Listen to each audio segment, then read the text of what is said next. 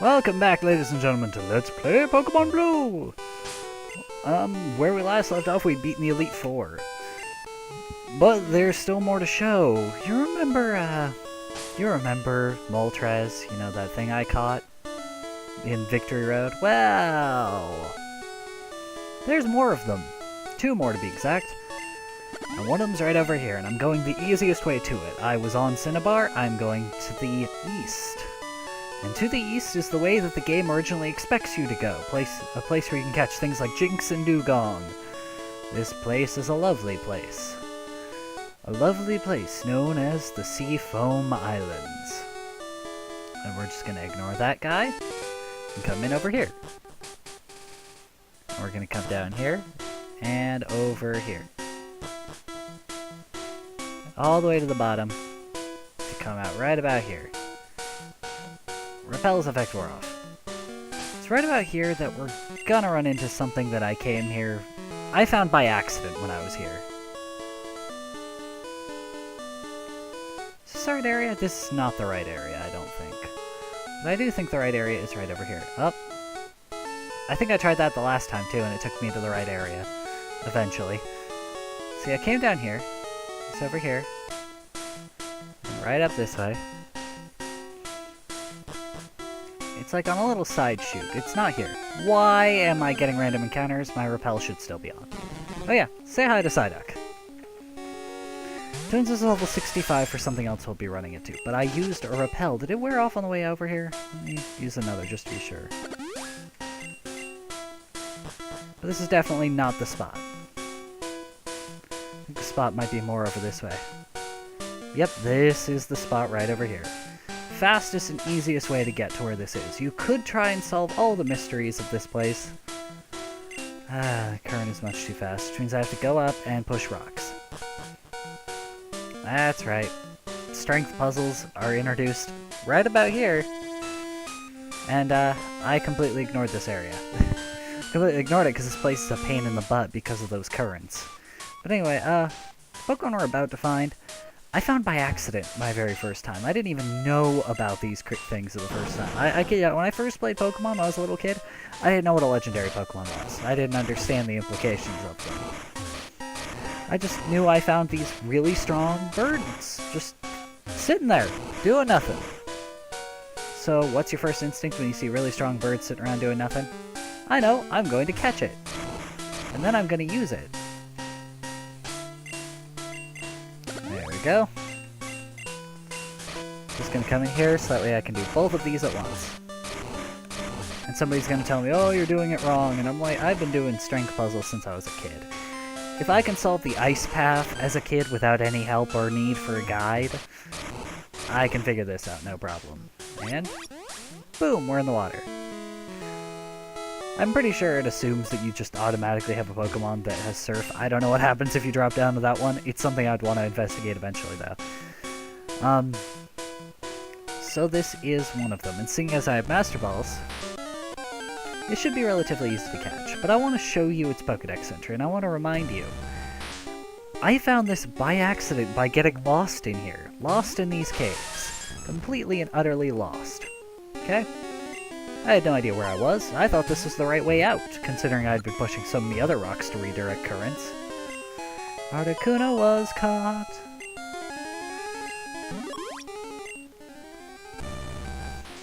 A legendary bird that is said to appear to doomed people who are lost in icy mountains. That's right, I was lost and this thing appeared. It's the very first legendary bird I ever found. I didn't even find Zapdos for the longest time. But I found Articuno and I found Moltres, but you know what, we're gonna name it what it looks like in the rest of the games. Because I am a little bit weird about this. But I'm gonna name him Budgie. Because he looks like one. Compare Articuno in the more recent games to an actual Budgie bird, and boom, there you go. And now we can just use Dig to escape! All the way back to Cerulean. That's right, I saved this here on purpose so you can have one fluid cut. Notice that cave's open? We'll be getting to that cave in a little bit. Right now, we need to go somewhere else. So I've been living under a rock the last few days. And I want everybody to know ahead of time, I'm apolitical. I do not vote. I do not take part in the government, period. Because of... I'm gonna call it religious reasons, though a lot of people might laugh at that because of how often religion is involved in politics. But no, I genuinely, for religious reasons, I'm apolitical. However, that does not mean I cannot find it very amusing that Donald Trump is running for president.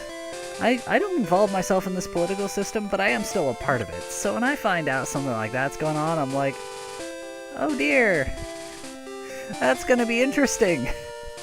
I have nothing against Mr. Trump. I really don't. Anyway, you come over here and you surf. And I'm gonna surf on my Kangaskhan. Anyway, I have nothing against Mr. Trump. It's just... wow. Him? Really? I mean... the ironic part is, I'm not sure if he's not actually perfectly suited for the job. Because even if he doesn't... even if he can't get something done with Congress, he'll just tell them all that they're fired. And he can probably do it with the amount of money and influence he has. Even assuming that he has to let his business assets be separate from his political assets, just saying that he has to let that go and kind of live separately from those, we are still talking here about a guy that's been in business for how long, with how much money? Dude has more influence than you could ever imagine. So, it's just hypotheticals here. Let's put on our hypothetical spectacles here.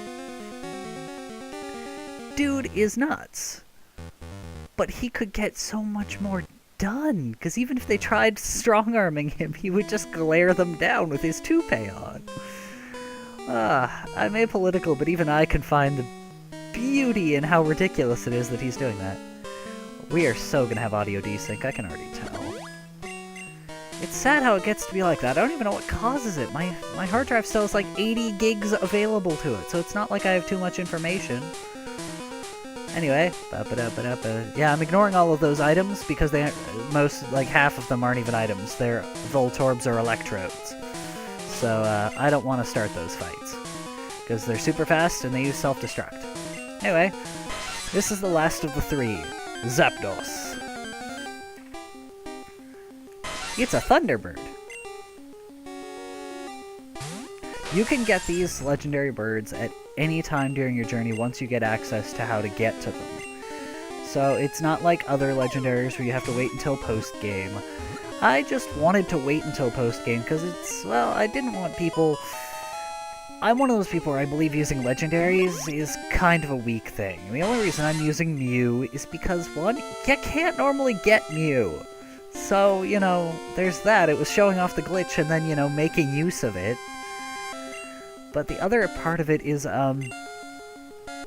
Mew and Celebi and, I believe, Jirachi and, Victini? I'm trying to think of all,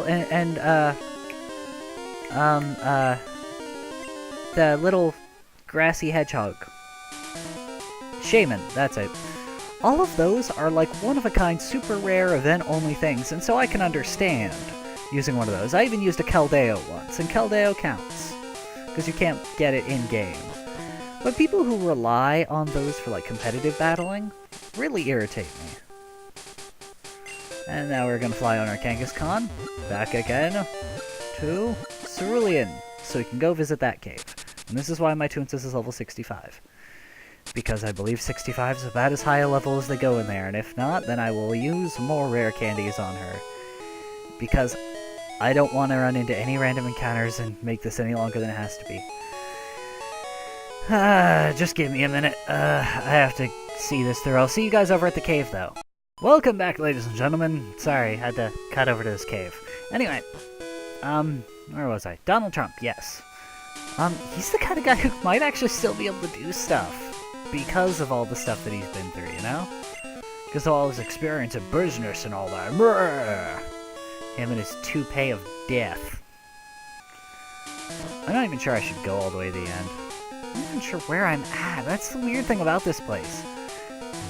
See, this one just leads to that item. I don't want the item. I want to get to the end of this place.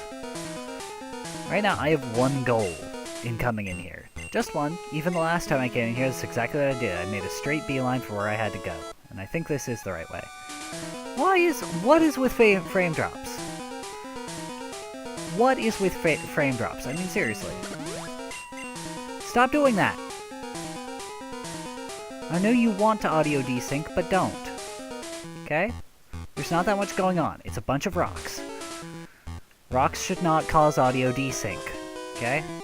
Should not be desynced by rocks. Okay? A cave should be the last thing I have to worry about rendering properly in something like this. I mean, seriously. Really? I don't even have to use flash in here. Come on. Don't do this. You know what I'm willing to bet? Every time it lags just a little bit with me, just a little bit, just the touch that it does, I'm willing to bet cash money that's supposed to be a random encounter I am completely ignoring by methodologies that I'm using. I'm not even sure I'm going the right way. That's the thing about this place. I hardly know where I'm going at any given time. Seriously, stop! Are you done? It's like it can't accept the fact that, you know, it can't give me random encounters, so instead it's just gonna lag me out. Make me sad. Stop trying to make me sad, game. I will not feel regret for master battling these legendaries. Saves time for everyone. Come on. Don't cheat me out here. Oh yeah, I can feel it. We're almost there.